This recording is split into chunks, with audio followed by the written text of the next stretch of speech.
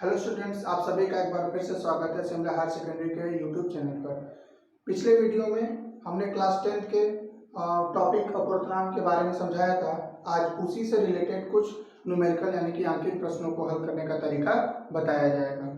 तो अपवर्तनांक पर आधारित अंकित प्रश्न, इसमें आपका पहला क्वेश्चन है, वायु तथा जल में प्रकाश की चालें क्रमशः 3 × 10⁸ मीटर पर सेकेंड तथा 2.25 × 10⁸ मीटर पर सेकेंड है। वायु के सापेक्ष जल का अपवर्तनांक ज्ञात कीजिए। तो जब भी कोई प्रश्न मिले तो सर्वप्रथम हम ये नोट करते हैं कि प्रश्न में दिया क्या क्या है। तो प्रश्न में आपको दो चीजें दी हैं, वायु तथा जल में प्रकाश की चाल, मतलब वायु में प्रकाश की चाल ये दिया हुआ है 3 × 10⁸ मीटर पर सेकेंड तथा जल में प्रकाश की चाल है आपका 2.25 × 10⁸ मीटर प्रति सेकेंड। तीसरी चीज नोट करते हैं कि क्या फाइंड करना है, हमें फाइंड क्या करना है, वायु के सापेक्ष जल का अपवर्तनांक।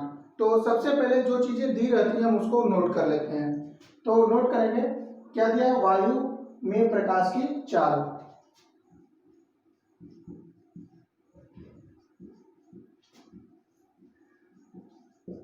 वायु में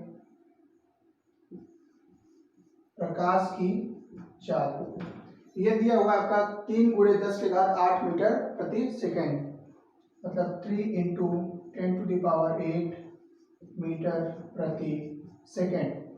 दूसरी चीज आपका दिया है जल में प्रकाश की चाल, जल में प्रकाश की चाल ये दिया हुआ है 2.25 × 10⁸ मीटर प्रति सेकेंड।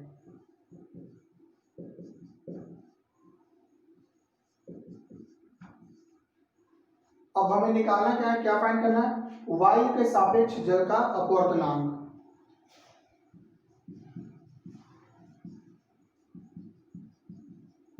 वायु के सापेक्ष जल का अपवर्तनांक, इसको लिखेंगे कैसे हम, वायु के सापेक्ष जल का अपवर्तनांक मतलब ANW, जहां पे A आपका एयर यानी वायु को प्रदर्शित कर रहा है और W यानी कि वाटर जो आपको जल को प्रदर्शित कर रहा है। तो फार्मूला क्या बनता है, वायु के सापेक्ष जल का अपवर्तनांक निकालेंगे। फार्मूला क्या बनेगा आपका, वायु में प्रकाश की चाल डिवाइडेड बाई जल में प्रकाश की चाल, मतलब जो अपवर्तनांक होता है वो दोनों माध्यमों का अनुपात होता है, दोनों माध्यमों में प्रकाश की चालों का अनुपात के बराबर होता है। तो यहाँ पे दो माध्यम है, पहला माध्यम आपका वायु है, दूसरा माध्यम जल है। तो दोनों माध्यमों में प्रकाश की चाल का जो अनुपात होता है वही अपवर्तनांक कहलाता है। तो फार्मूला भी इसी से बनेगा, पहला माध्यम आपका वायु है, दूसरा माध्यम आपका जल है, तो दोनों माध्यमों का रेशियो ले लेंगे, मतलब वायु में प्रकाश की चाल डिवाइडेड बाई जल में प्रकाश की चाल। तो यहाँ पे लिख देंगे वायु में प्रकाश की चाल डिवाइडेड बाई जल में प्रकाश की चाल। अब दिए गए मानों को हम इसमें रख देंगे। तो वायु में प्रकाश की चाल क्या है, 3 × 10⁸ मीटर पर सेकेंड डिवाइडेड बाई जल में प्रकाश की चाल है 2.25 × 10⁸ मीटर पर सेकेंड, 2.25 × 10⁸ मीटर पर सेकेंड। यहाँ पे हम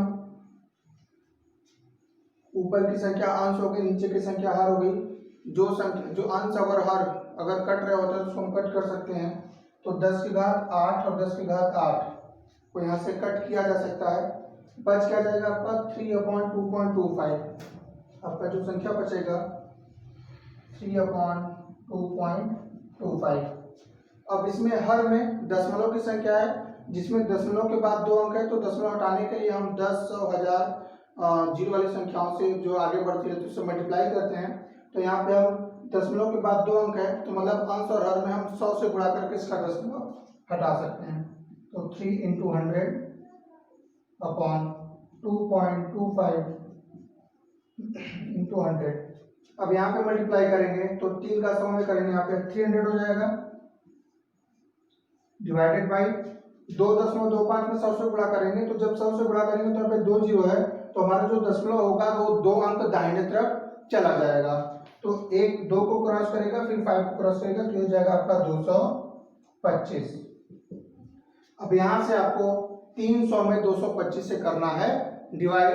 तो 300 में 225 से भाग करने पर जो आंसर आएगा वही आपका अपूर्णांक होगा, और ये डिवाइड करने पर जो वैल्यू आएगी वो आती है 1.33। तो वायु के सापेक्ष जो जल का अपूर्णांक होगा वो होगा 1.33। इस प्रश्न को एक बार फिर से समझा दिया जाता है। प्रश्न था कि वायु तथा जल में प्रकाश की चालें क्रमशः दी हुई थी। वायु में प्रकाश की चाल 3 × 10⁸ मीटर प्रति सेकेंड तथा जल में प्रकाश की चाल 2.25 × 10⁸ मीटर प्रति सेकेंड था। फाइंड क्या करना था? वायु के सापेक्ष जल का अपवर्तनांक। तो वायु के सापेक्ष जल का अपवर्तनांक मींस कैसे इसको रिप्रेजेंट करेंगे? ए एन डब्ल्यू में।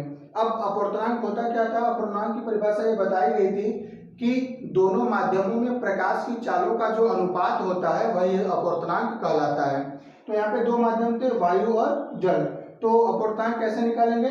वायु में प्रकाश की चाल डिवाइडेड बाय जल में प्रकाश की चाल। अब ये फार्मूला बना। अब दोनों मानों को यहाँ पे रख देंगे, 3 × 10⁸ अपॉन 2.25 × 10⁸ 10⁸ 10⁸ कैंसिल हो जाएगा, बचेगा क्या आपका 3/2.25। दशमलव हटाने के लिए हम यहाँ पे 100 से गुणा करेंगे। नियम ये होता है कि नीचे भी करते हैं तो ऊपर भी किया जाता है। तो आपका आ जाएगा 300/225। अब 300 में 225 से आप डिवाइड कर लेंगे, भाग कर लेंगे, तो आंसर आ जाएगा 1.33। अर्थात वायु के सापेक्ष जो जल का अपवर्तनांक होगा वो 1.33 आएगा। चलिए अब दूसरे प्रश्न पर चलते हैं। जो दूसरा हमारा क्वेश्चन है, जल तथा कांच के अपवर्तनांक क्रमशः 1.35 तथा 1.50 है। यदि प्रकाश किरण कांच से जल में जा रही हो तो अपवर्तनांक कितना होगा ये फाइंड करना है। अब वही काम करते हैं कि सबसे पहले क्या क्या दिया हुआ है वो नोट करते हैं। तो जल का अपवर्तनांक दिया 1.35 और कांच का अपवर्तनांक दिया 1.50।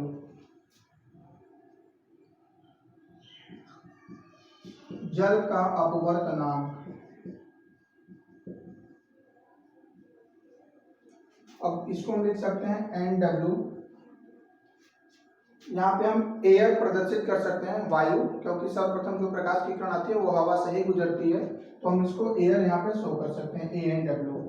या अगर आप चाहें तो केवल इसको NW ही लिख सकते हैं, जल का अपवर्तनांक। ये वैल्यू है आपका 1.35। दूसरा आपका क्या दिया? कांच का अपवर्तनांक। कांच का अपवर्तनांक, इसको भी हम लिखेंगे NG। जी आपका ग्लास यानी कि कांच को प्रदर्शित करता है। आप यहाँ पे भी आप अगर चाहें तो A लिख सकते हैं, नहीं भी लिखेंगे, केवल NG से प्रदर्शित करेंगे तो भी वो गलत नहीं माना जाएगा। और इसकी जो वैल्यू है अपवर्तनांक है 1.50। अब फाइंड क्या करना है? यदि प्रकाश की किरण कांच से जल में जा रही हो, मतलब कांच के सापेक्ष जल का अपवर्तनांक निकालना है। कहां से जा रही है प्रकाश किरण? कांच से जल में, मीन्स कांच के सापेक्ष जल का अपवर्तनांक।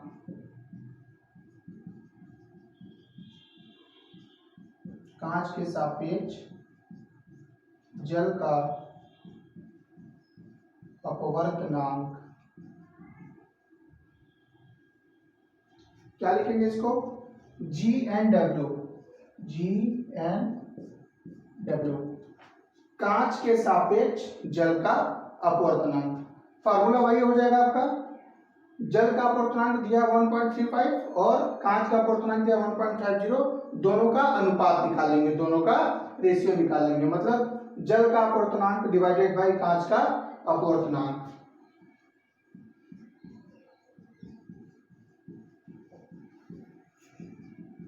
जल का अपवर्तनांक डिवाइडेड बाय कांच का अपवर्तनांक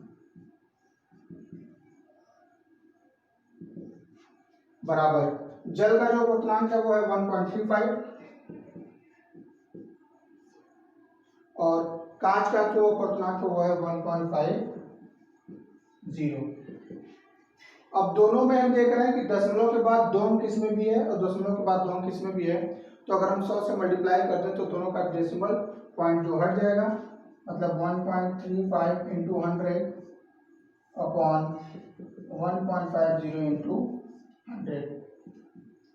तो 100 से गुणा करने पर दोनों ही परिस्थितियों में जो दशमलव होगी वह दोनों अंकों के दाहिने तरफ दो अंक आगे चली जाएगी। तो आपका वैल्यू आ जाएगा 135 डिवाइडेड बाई 150। अब 135 में 150 से हम करेंगे डिवाइड। चलिए इसको कट कर सकते हैं। 15 के टेबल में दोनों वैल्यू आ जाएगी, 15 9 जा और 15 10 जा। ये आपका आ जाएगा 9/10। अब 9/10 है, 9 में अगर 10 से डिवाइड करेंगे तो ये आपका वैल्यू आ जाएगा 0.9। या एक शॉर्टकट तरीका है कि अगर हर में 10, 100, 1000 जैसी संख्याएं आती हैं तो ऊपर वाले अंक में अर्थात अंश के अंक में दशमलव बाएं तरफ उतना खिसक जाता है। आई मीन एक जीरो है तो एक अंक के पहले दशमलव हम लगा देंगे अर्थात 0.9। या अगर आप 9 में 10 से भाग भी करेंगे तो भी आएगा 0.9। तो इस कंडीशन में जल का अपवर्तनांक आपका दिया था 1.35, कांच का अपवर्तनांक दिया था 1.50। वैल्यू फाइंड करनी थी कांच से जल में जा रही हो प्रकाश की किरण, मतलब कांच के सापेक्ष जल का अपवर्तनांक निकालना था। अपवर्तनांक निकालने के लिए क्या करते हैं, दोनों माध्यमों में जो भी प्रकाश की चाल होती है या जो भी उनका अपवर्तनांक होता है दोनों का अनुपात निकालते हैं। तो जल का अपवर्तनांक डिवाइडेड बाय कांच का अपवर्तनांक, दोनों की वैल्यू थी 1.35 और इसका 1.50, दशमलव हटा देंगे तो 135/150 आ जाएगा। कट करेंगे तो 9/10 आ जाएगा और 9 में 10 से डिवाइड करेंगे तो इसका जो अपवर्तनांक आ जाएगा, जो रिफ्रैक्टिव इंडेक्स आएगा वो आएगा 0.9।